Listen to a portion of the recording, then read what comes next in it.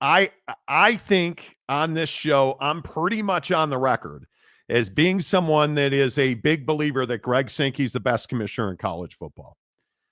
But I think he enjoys toying with people. He likes messing with you. There's no question. It has to be. He opened up SEC Media Days, and he said some stuff that I am certain just absolutely drove a shank into your rectum. And I don't think I can even do it justice. Here's the Sith, Lord Sankey. There is joy embedded in what we do, and we take pride in what was accomplished last year. Our first as a 16-member, what I think is a super conference. For all of those of you like to speculate about super conferences, welcome to one. He's not wrong. Right? That's the problem. He's not wrong. Greg Sankey, I think, has it exactly right. That the SEC is a super conference, and we can sit here and I'm certain that you guys will go over this and we'll bandy it back and forth. But all I can tell you is that when Greg Sankey talks about the SEC schedule, I think you're hard pressed to prove him wrong, because the argument has always been, well, they don't play 9 conference games, but they play 9 P4 games. And we've talked about this on the show before. So I am certain that all of you who are on fire over this today are going to argue with me again about it. I don't care if the P4 teams in the SEC, he's playing 9 P4 games in that conference. They have a mandate. We've talked about it on the show repeatedly. I don't think they're playing a lesser schedule. And you know, to what the greater point is, it almost doesn't matter, because if we get a 5-11, and I have said this before, and I'm going to warn you about this again, you better hope it doesn't go 5-11, because if you're tired of the SEC now, Jake, what's going to happen if it goes 5-11? Yeah, I mean, the SEC is going to dominate that format, and I think that's the hard part for everyone else in college football, is that no matter what, basically, no matter how you want to slice the pie, right? Like 5-11, 4-4, 2-2, 1-1, like, you know, whatever mathematical equation makes you feel the best when you wake up, it doesn't matter, because the SEC is just going to flood that thing with teams. And I think, you know, to me, there's no doubt that the SEC would prefer the 4-4, 2-2, 1-1 model, just because that's more guarantees.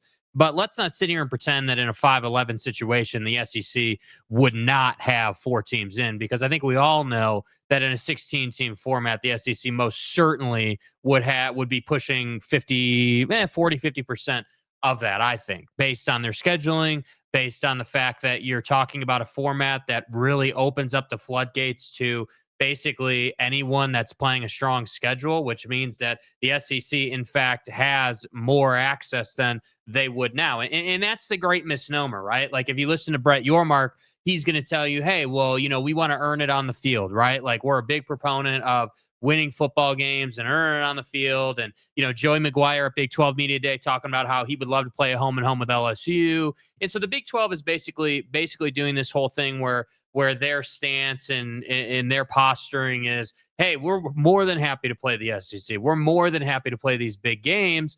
But I think all of us college football fans know that, you know, up until, you know, this season, unless something really changes this season, the SEC is going to dominate those matchups. And that's the problem for the Big 12 in the ACC. And I would even go as far as to say the Big 10, because even the Big 10 doesn't have as many teams as the SEC would have in any playoff format. That's 16 teams. So that's why I think when we play these clips of Greg Sankey, like, you guys can get mad about it.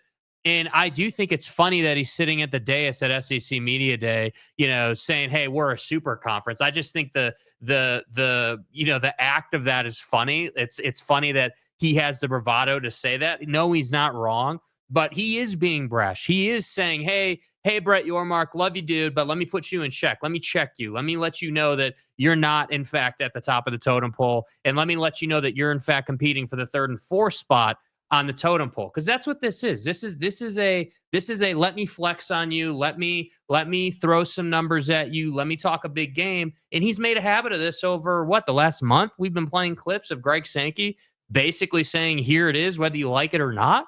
So let's not pretend that the SEC is not the best conference in college football. It is. Yeah. But I think that the conversation around this is not whether they're the best or not. It's It is the politics of it. Like the idea that he just sat there and told you to your face that, number one, we're the best conference, but number two, yes, we are a super conference for all of those that love to speculate. Like, that's an incredible thing to say. Yeah, here he is several weeks ago talking about the strength of schedule in the SEC. Whether people want to agree with it or not, that's up to them.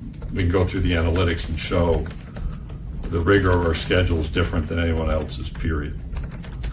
And we had a learning session in September at the CFP about strength of schedule. And strength of schedule isn't everything, but it is an important factor. I remember very clearly one of the messages was, if you play the top ranked team and the 130th ranked team, those two games average out to 65.5. If you play 65 and 66, they average out to 65.5. And so the advisor said, you're just as well playing 65 and 66. Here's my problem.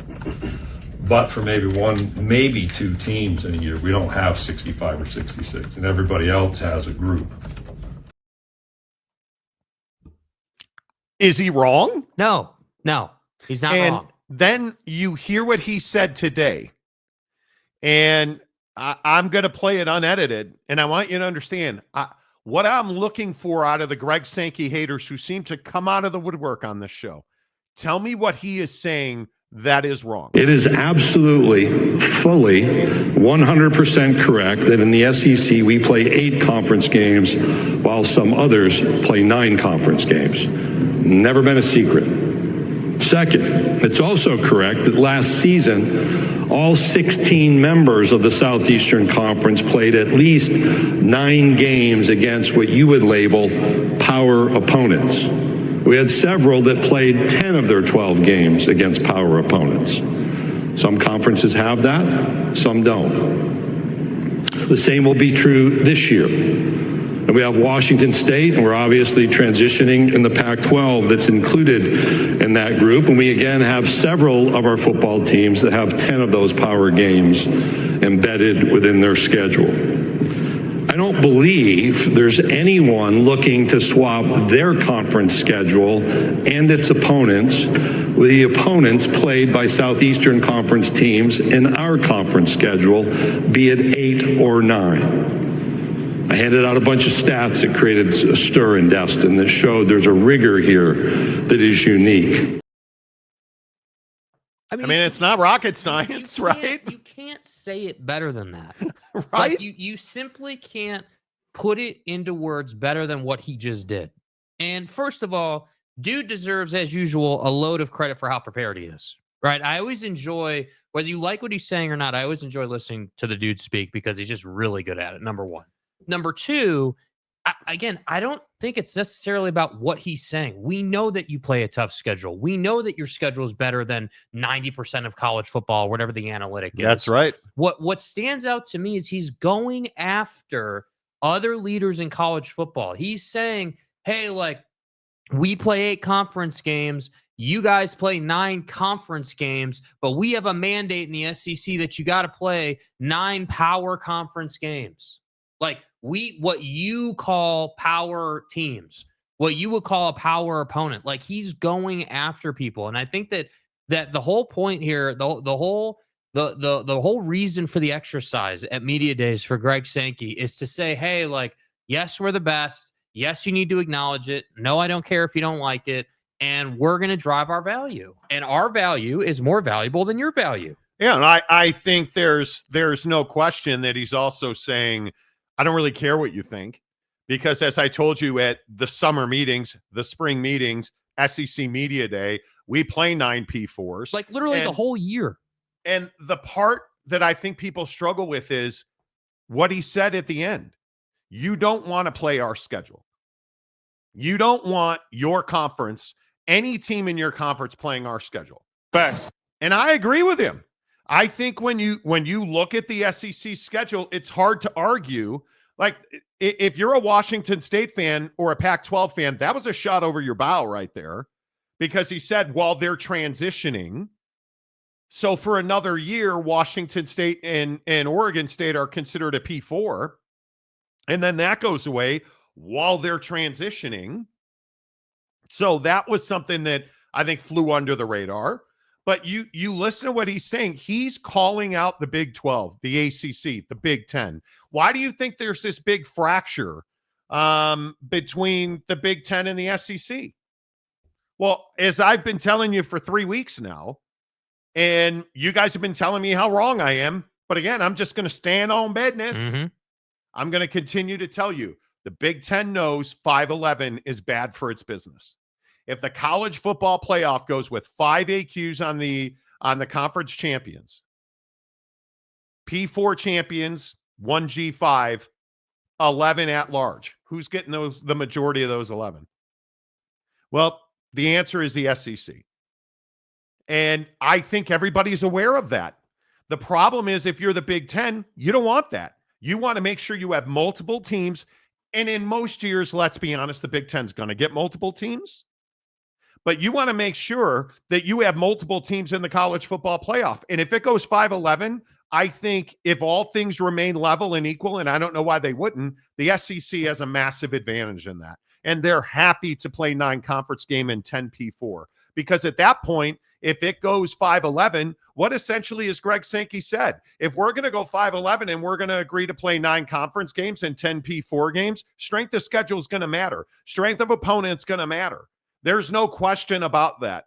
And I don't think that's an argument that leagues like the ACC and the Big 12 and the dirty secret is the Big 10, which I will continue to tell you is not a deep league and does not want to get into a pissing contest with the SEC about quality of schedule, because that's not an argument other than 2 or 3 teams in that league that you can win. And I will continue to say this about Minnesota, Northwestern, Indiana. I understand you guys just win. I've Googled you, Kurt, but you don't play anybody. And when it comes down to the Ohio States of the world, what do we know about Will Howard and Ohio State?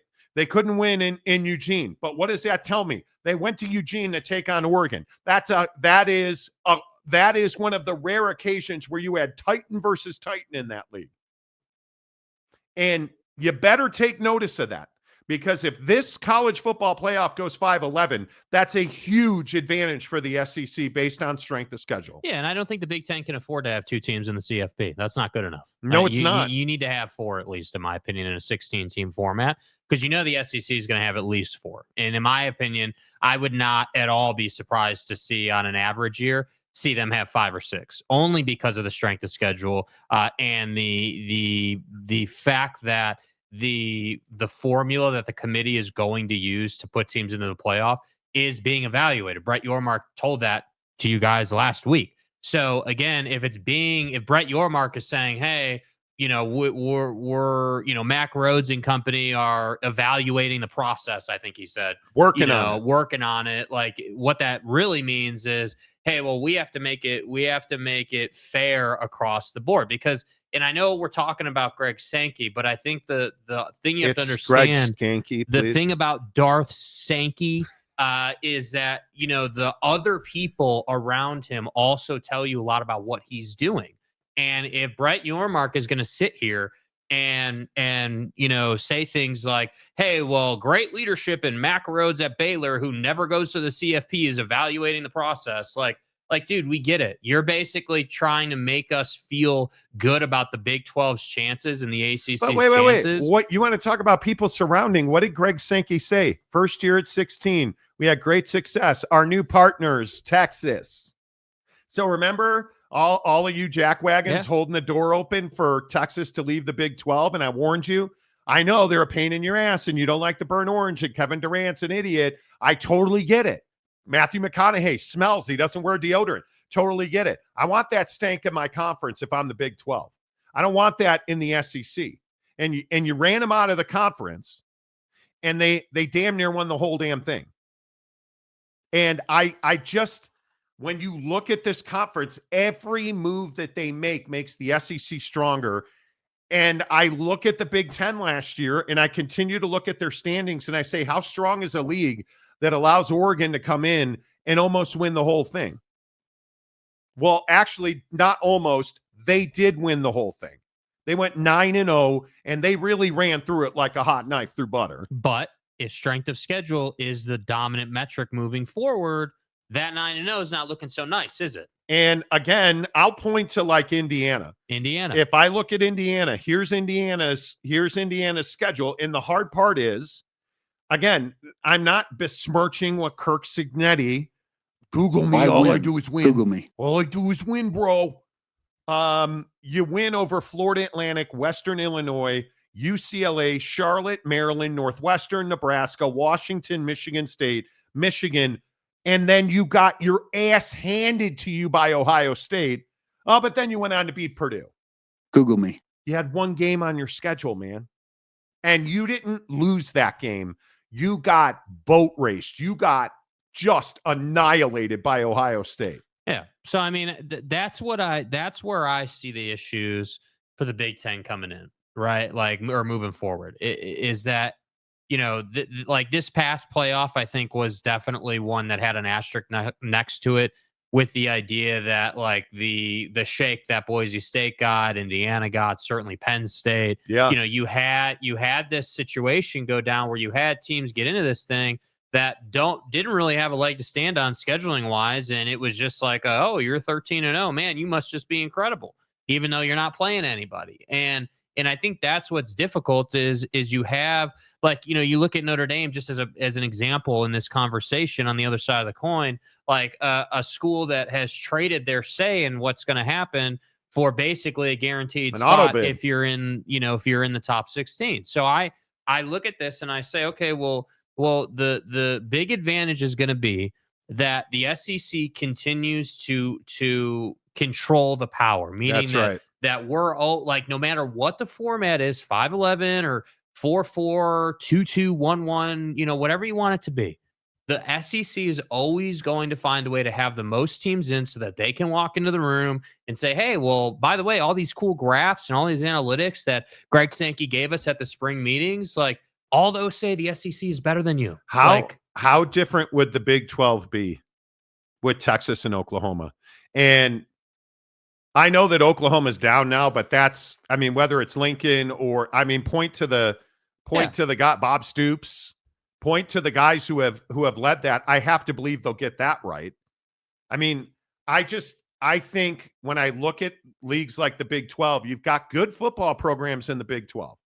That is arguably the third best conference, because and I know this is dangerous on this show, I'm going to give Lincoln Riley the benefit of the doubt at USC, and I'm going to believe that Link is going to bounce back. I'm going to believe that. But when I look at this league and I look at the Big Ten, you don't hope that Lincoln bounces back SC. Right? You don't hope that a team like UCLA at some point figures it out. You need them to figure it out. It's a requirement, right? You can't have Purdue, a la Oak State, being 0-9, because how many examples last year? Penn State's another one. Yeah. Penn State, every good football team they saw, they lost, and it's just this cycle in the Big Ten where it's Ohio State and the cheaters in Ann Arbor, the scumbags, the losers in Ann Arbor, and it's Ohio State. Number one team in the country this year? Minnesota. Oh, wait, no. Ohio State. As much as things have changed, it's the same league. And you needed Oregon to actually win a playoff game. Well, my guess is Oregon's going to be there again. Ohio State's going to be there again. I can't believe Michigan's held down for more than a couple of years. They're going to be there again. But those aren't the ones you got to worry about. You need Brett Bielema, that fat ass, to do his job and win games in Champaign. You know who you need? You need Camp Randall to be rocking. You need Wisco to win some football games. Washington would be nice. Washington would be nice. Jed Fish, it'd be great if they could bounce back. But you have so many also ran teams. The number of teams, do you understand that just as many teams were under 500 in the Big Ten as over 500 last year? Yeah, and I think what that stat, and if you just look at the Big Ten in totality, what are we really saying here? Like, if you think about what the CFP is going to do in their revamped, formula to put teams in, right? We know for a fact that strength of schedule is going to be the dominant factor, and then there obviously are going to be other things below that that are going to contribute to the conversation. But if strength of schedule is the dominant factor, Mm. what we're really saying is, yes, the Big Ten's got a depth problem compared to the SEC. But further than that, to compete with the SEC, the Big Ten has to have the schools that have been feasting on that TV money and not winning games actually start to take it seriously and win games, which I know is like, well, duh, that's obvious. But I think you guys also know how hard it is for, the Brett Bielema's of the world, or, whoever you want to point to just turn it around like that, to just be like, oh, hey, yeah, we're Purdue, or we're Illinois, or we're, whoever you want to look at. We're Washington with Jed Fish, and we're just going to all of a sudden be a double-digit win team in the Big Ten. Like, that's not easy to do. So I think this problem of, hey, the Big Ten's only got Ohio State, Oregon, and let's say in a perfect year, right? Like no Michigan issues, like Michigan's doing well. So you've got Ohio State, Oregon, Michigan, and then I think you have to throw Penn State in there just because they've been in there. You do. So you have 4 teams that, in my opinion, in the bigger picture, if you're looking at it from like a decade perspective, are reliably in the college football playoff pretty much every single year in a 16-team format. The problem with that, though, is that the SEC's got 6 or 7. So 4 is not good enough, dude. Texas, Georgia, Tennessee, Bama, LSU, Ole Miss, South Carolina, and Missouri. Like, I mean, that's what we're arguing against. My point is, I'm just going to say about the Big Ten, every other league, not the SEC, you've got to win every snap that you can win. And my God, if you're the Big 12, if you're the Big 12 in the ACC, here, let me make a good ACC point that I heard today. Hey, Clemson, hey, Dabo, might want to figure it out, dude. The free pass you've gotten for like the last 4 seasons, that's over with now, dude. Because we're at a point now where in the ACC, I don't know who your reliables are, because Clemson can't be called reliable anymore. Everyone wants to say, oh, well, look what he did before 2020, Jake, it's dude. SMU. It's SMU and all the oil money and the free pass all they money. got into the CFP. Like, dude, let's get down to brass tacks, bro. The ACC is in the worst spot of the 4 conferences because the team the teams that got in basically got a free pass on the schedule, which is not going to happen moving forward. So when you look at, hey, well, what's the conference that's moving in the right direction? I actually think I can make a really strong case. The Big 12 is moving in the right direction with its depth. Like, yes. I think that Texas Tech doing what they did is massive. Obviously, I cannot believe Baldy in Waco has still got his job, but they're an 8-win team that could potentially 8 ball, please. Could potentially, if it shakes out right, stretch to 10 in a given year. So that's a possibility. I would like to think that Sonny Dykes is going to get his ass together in Fort Worth and figure out a defense so they can get back to it. And then, of course, you've got Utah, BYU, and then there's Deion. So the Big 12 has options, real legitimate options that could compete in a 16-team format. I'm very curious to see, and here we are in the middle of July, but I'm very curious to see what SC, Oregon, Washington, I think is a great point. Unusual for you. I know. But Washington's a great point. How good is Washington? Is Jed Fish going to turn that? That'd be huge for the Big Ten. Are the folks at Washington making the shift the way the folks at USC did, right? Remember what we told you, 2-3 weeks ago? Hey, well, Lincoln's having a much better cycle because the folks at USC finally realized, hey, we got to cut more checks, right? And we got to pay more. And I think, and I've got to believe this is in the comment section somewhere, but what good is the TV contract in the Big Ten if you're not going to spend that money to win games? That's the thing and I think Greg Sankey if you didn't watch his entire press conference, I'm begging you to go watch it. It is worth every second. He straight up said, we have talked to private money and we haven't found a deal that works for us yet.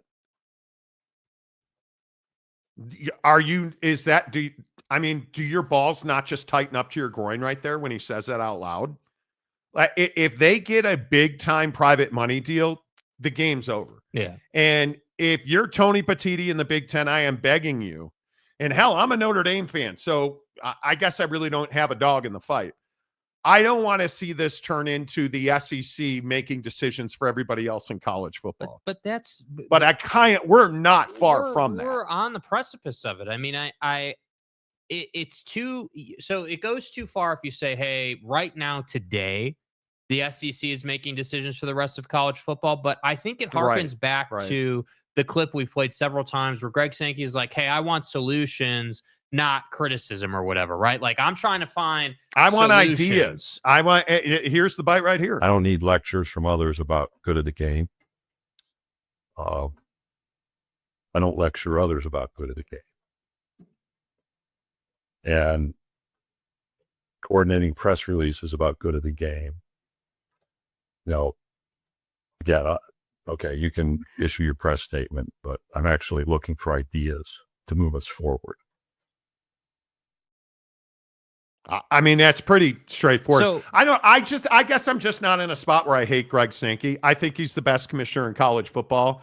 I've been saying that for how many years, and I'm going to continue to say it. As a Notre Dame fan, I always hear about how Notre Dame needs to join a conference. Well, first of all, no. Second of all, if they joined a conference, my God, I hope Greg Sankey's the commissioner of that conference, SEC or otherwise. Yeah. Because that's the reality of college football right now. That is, listen, if you want your team to do well, and whether you're Ohio State, I know we have a lot of hook 'em on this show. It doesn't almost matter to me who your football team is. If you want your football team to do well, you're better off in a conference where Greg Sankey's your commissioner. And I don't even know what the argument on the other side of that would be, because they make more money in that conference. They have more opportunity. They have more influence. They have more control over all of us than your commissioner does. And the even more interesting part of what Greg Sankey said today, and I think this right here is really important. Greg Sankey today openly talked about 5'11", 5'11", 5'11", 5'11". Well, if you're a Big 12 fan, why does that matter? 5'11" is fair. We want to earn it on the field. It might not be the best solution today for the Big 12, given your comments about AQs. But long term, knowing the progress we're making, the investments we're making, it's the right format for us. And I'm doubling down today on 5'11". And I know Jim Phillips will, and I'm sure some of the other conference commissioners will as well. Seems pretty lockstep with the SEC. Yeah, which is smart. I mean, I think that, I think that Brett Yormark understands who he is, where he is, and where he's trying to go. And I think he understands the stragglers in the Big 12 who are making that more difficult for him. And I also think he understands in the Big 12 the folks who are behind him and helping him. And I think that it's his job to position the conference in alignment with the SEC without saying, hey, we're best friends with the SEC. Yeah, and I'm really glad you said that. You're having a day. I know. I mean, some days I show up, but it's, it's rare. I know. I think the notion that these guys are enemies and hate each other, you could not be further from the truth. And I know I say this all the time as well, but these guys talk on a regular basis. Brett Yormark, I can tell you straight away, Brett Yormark has talked about all of the same things you're hearing from Greg Sankey. And I think it was 3 weeks ago I told you, and I don't know if I have the Ross tweet ready to fire or not. But what did you guys see what Ross Dellinger reported today after Greg Sankey's press conference? Greg Sankey says his president suggested during spring meetings that the 4 power conferences form a committee to explore the P4's role in the future of college athletics. What did I tell you 3 weeks ago? That Brett Yormark has regular conversations, and there has been this idea floated of a P4 playoff committee.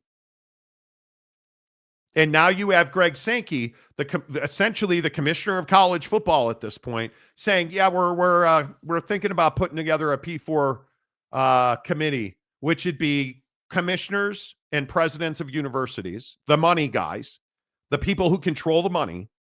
Hey, we're thinking about putting a committee together to control and decide the direction of college football." I'm telling you, these guys don't hate each other, Do they disagree? Yes, they disagree. Does the SEC and the Big Ten, we had this huge fight on the show last week. Do the SEC and the Big Ten have control of college football's playoff future? Yes, they do. And we can, if you want to get in the comment section and fight with me on it, knock yourself out. But I am telling you now, what Greg Sankey wants, college football will get. It is as simple as it is. Off. Yes, it does. That's what upsets me. When you ask, like, hey, why do you guys hate Greg Sankey? That's why. Look at Hillbilly Skeptic. And all the old heads are coming back in the last few days.